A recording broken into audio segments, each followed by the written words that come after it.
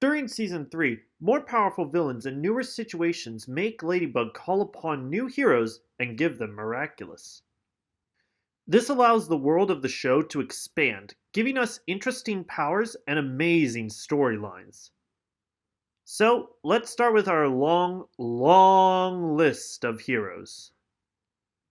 And the first person that Ladybug gives a Miraculous to, in Desperata, is Adrian. No, that's wrong. He only had it for like half the episode, and I already talked about it. Ah, here it is. The first person she gives a new Miraculous to in Desperata is Luca Kufane, allowing him to become the superhero Viperion. Now, Luca was introduced in Season 2 as a potential love interest for Marinette, and just feels like someone you can really talk to. Like a therapist, or, I guess, what he really is, a good friend.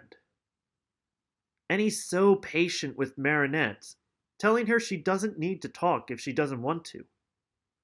And I love that about him. Seriously, find someone who's as patient with you as Luca is with Marinette. Then, as Viperion, he has quite possibly the most useful power with Second Chance, which reverses time to when the band was activated. And it's a power I wish they used more often. Also, he's the only one who knows both Ladybug and Cat Noir's identities as of Wishmaker. But it felt like the writers forgot about this, because it doesn't come up in any of his stories for the rest of Season 4. But I do like that this comes back in Migration, when he's nearly akumatized by Monarch. And it's because of this that he leaves Paris, and it's an interesting turn for the show. And speaking of always being on the move, let's talk about our next hero. if you need me, you know where to find me. Receiving the Horse Miraculous in the episode Star Train is Max Conte, who, once again, was voiced by Ben Diskin before being replaced by Zeno Robinson. Now, Max is pretty much just the geeky kid that's in all kid shows, even creating an AI that's more emotional than some humans. He doesn't have much of an identity outside of that, but it's pretty interesting for him to be a gamer too, with his original video game idea being very cool. What was that idea again? Welcome to Miraculous All-Star Brawl! My new video game, the best fighting game in the world. I've included more than 50 characters, and you can even loot their equipment. A fighting game with former akumatized people? That's such a cool idea. Why hasn't Disney released this game? I would so buy it. And as the superhero Pegasus, he has quite a cool design that I can't help but think was inspired by The Matrix. Think about it. Shades, a black leather suit, the white dreadlocks. Tell me he wouldn't look out of place alongside Keanu Reeves and Lawrence Fishburne. Lastly, he's also the only hero in the show who's near useless whenever he's called, as it always seems like he's unneeded, as his power of Voyage! doesn't really help the heroes in any way. And the next hero has just about as much wasted potential, but can be more helpful with a shifting power set. I seriously doubt this show is remotely scientific whatsoever. In the episode Ikari Gozen, Ladybug gave a Miraculous to Kagami Tsurugi. Kagami was first shown as a friendly rival to Adrian in his fencing class, along with being a potential love interest for him. However, this originally makes her a rival to Marinette for Adrian's love, but the two become good friends.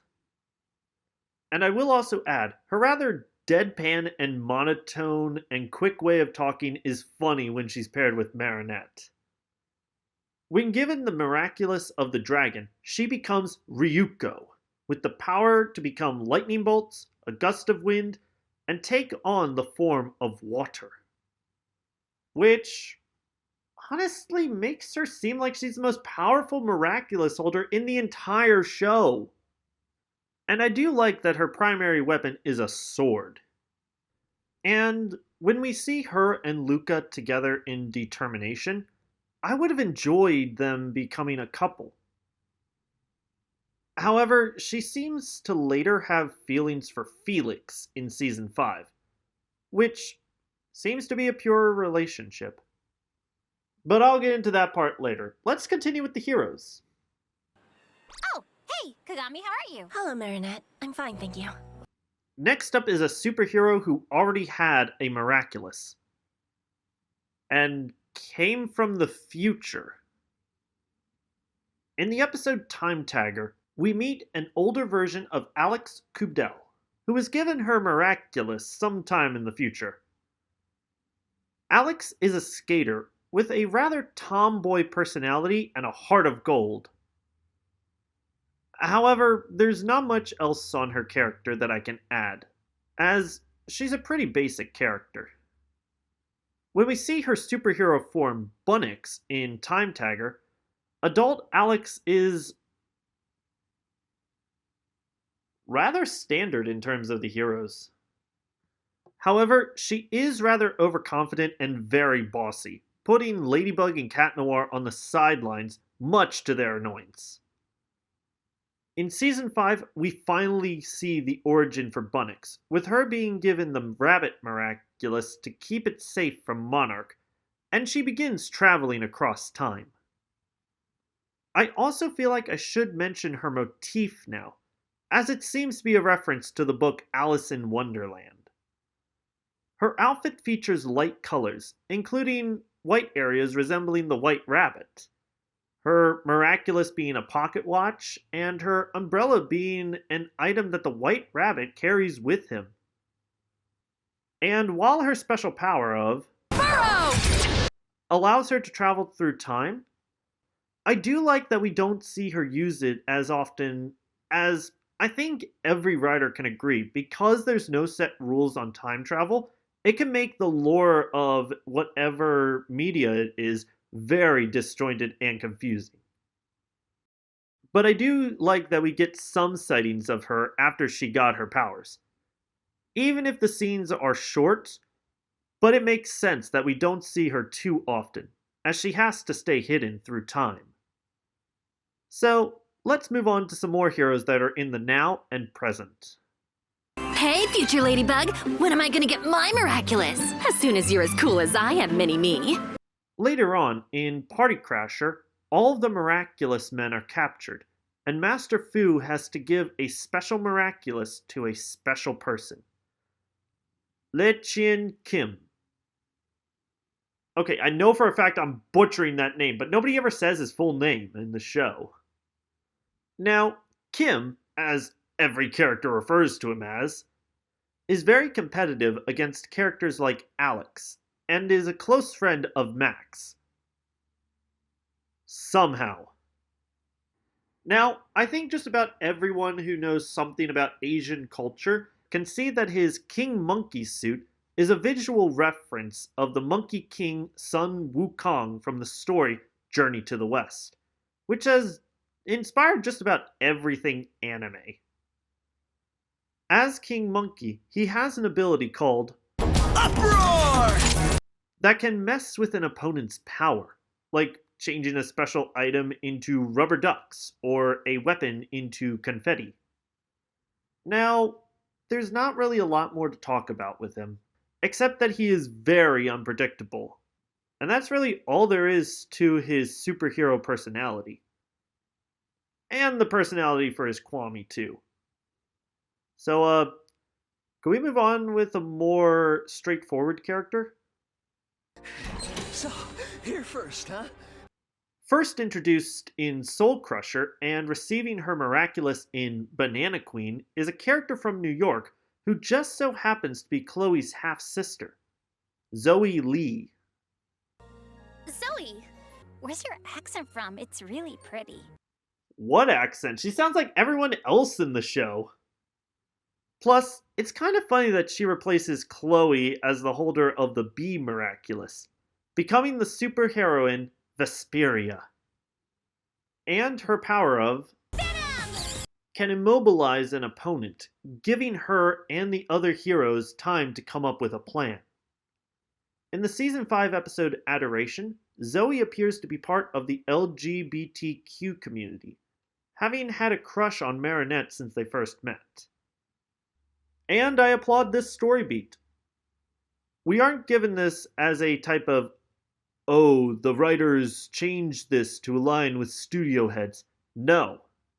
This episode takes its time with her, and it made me realize there's nothing that says she wasn't part of this community in her previous episodes, and it allowed me to take note of her behavior. Then there's also the Kwame's Choice two-parter, in which she, along with Alia, are chosen as the successors of Ladybug and Cat Noir, with Zoe receiving the Cat Miraculous and becoming Kitty Noir. And boy, do I hate this design. Now the suit looks good, and her hair is a different style, so as not to show who she is. But the green just clashes way too much with both the hair and the lips. However, it is fun to see a new duo of heroes take on the villain of the week. But the Kwames returned to their original owners, and it was cool to see this new team, even for just one episode. And speaking of cat-related themed heroes... You were right. Telling someone that you love them doesn't ruin anything. It's time you started taking your own advice, too. First receiving the power of the Tiger Miraculous in Crocodile and becoming Purple Tigress is Julika Kufane. Yup, Luca's twin sister. Okay, they don't look anything alike, but sure. Now, I enjoy Julika's time on the show. Mostly because she always mumbles everything and it's almost impossible to hear what she says. I'm not joking here. I used subtitles for one of the episodes just to find out what she said, and all it said was mumbles, which just got me laughing even more. And we also learn in Migration that she has a beautiful singing voice, though she is still very shy.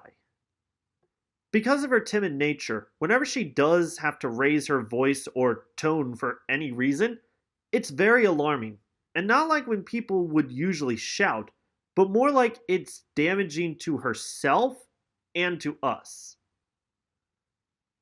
However, she used this to her advantage when she transformed, as Roar coerced her into shouting, which seemed to give her more confidence as a hero. She also has the power of, which is pretty much just a heavy hit to an opponent. Not much else to say on her, but she does have a pretty sweet transformation sequence, and I'd like to be saved by her any day. Did I just say that out loud? Oh my gosh, next hero, next hero! The next hero who got a Miraculous in Mega Leech is Mylène Haprel. Now she is meek and rather shy, but has such a huge heart for her friends. She's also one of Marinette's close friends, and is the second of two people in her friend group who has experience with dealing with boys, as Mylène is with Ivan, whom I will cover soon. Now her superhero mantle is Polymouse, using the Mouse Miraculous to gain the power of Multitude! Now this is probably both the most useful and least utilized power of all the superheroes. She's able to clone herself as many times as she wants, yet they never think about having her multiply enough to try to find Shadow Moth.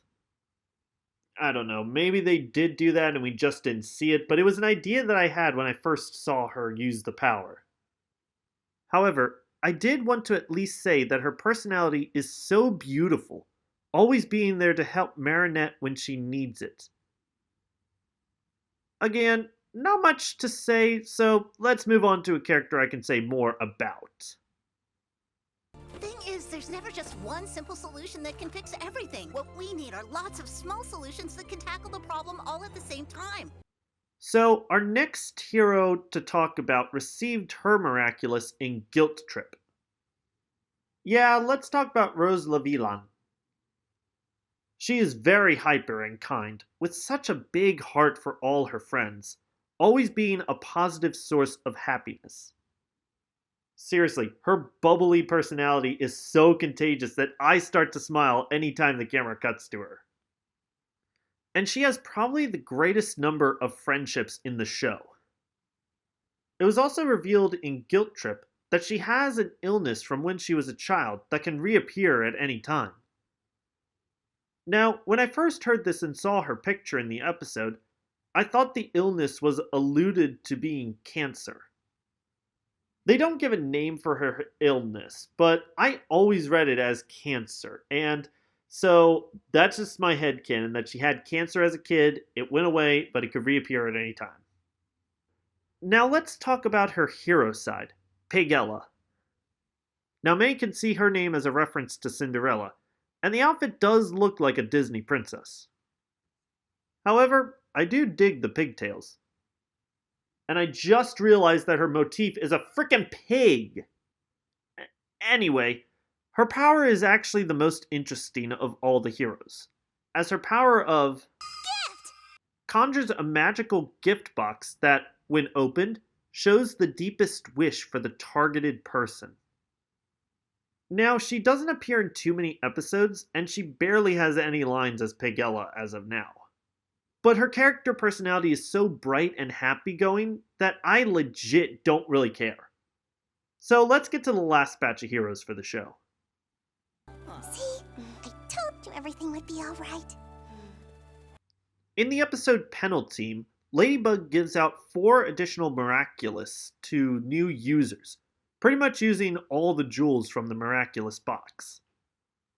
The first person we're going over is Sabrina Recomprey, who is actually my last crush of the show. I mean, dang it.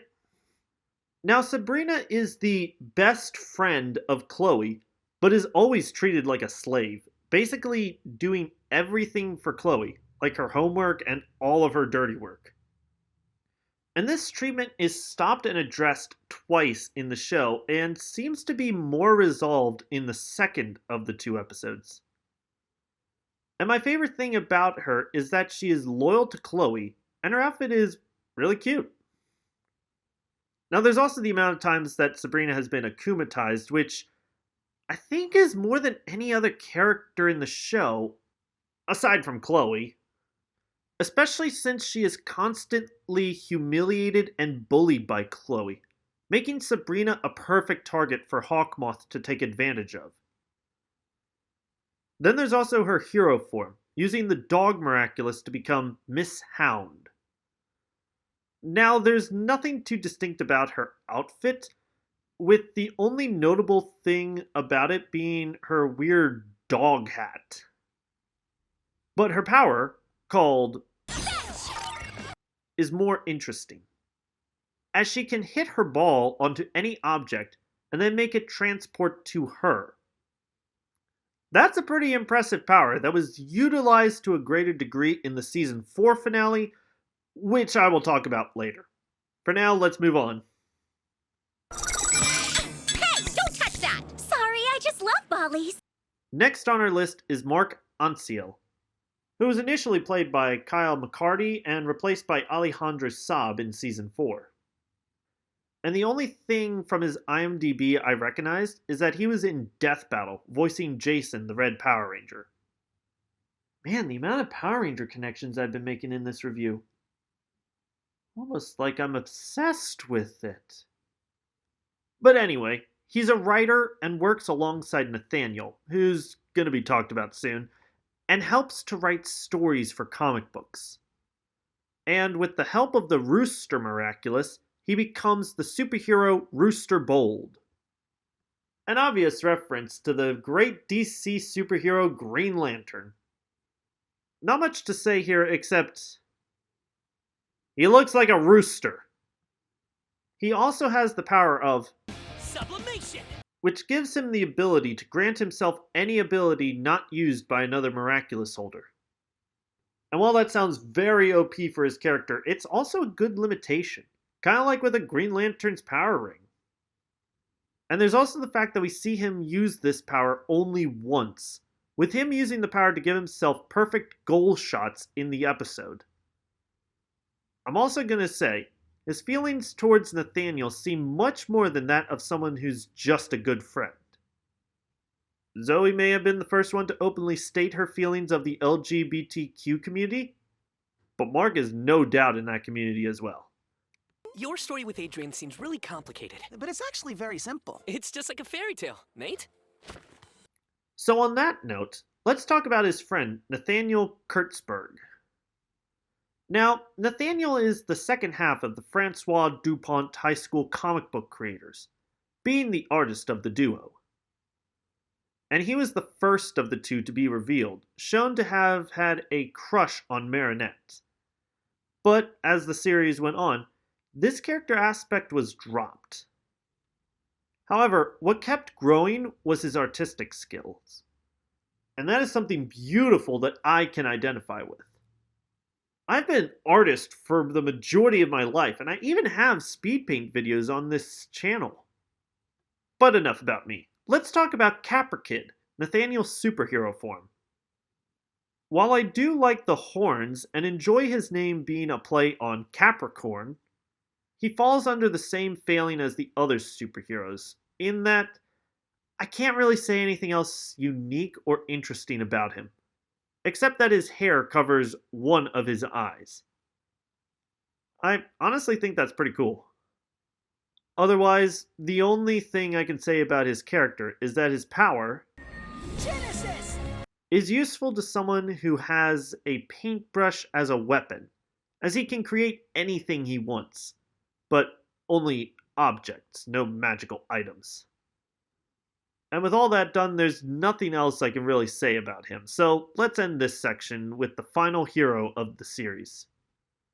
In the meantime, Mark and I are gonna write a new comic, The Adventures of Marino, the Clumsy Waiter.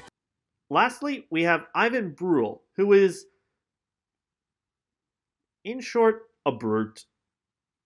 He's very tall and muscular, has a hard time talking to others, is very temperamental, and yet he still has a good heart.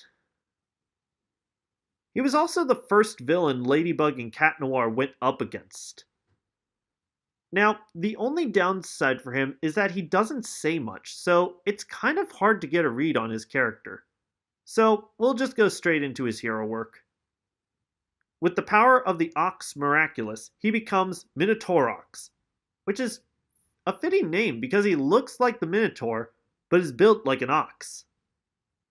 And his power, known as Resistance! allows him to become impervious to an opponent's attacks or powers. Now that's actually an impressive power, and we see it more used in Season 5, though not from the heroes. But I'll get into that later. That's so awesome!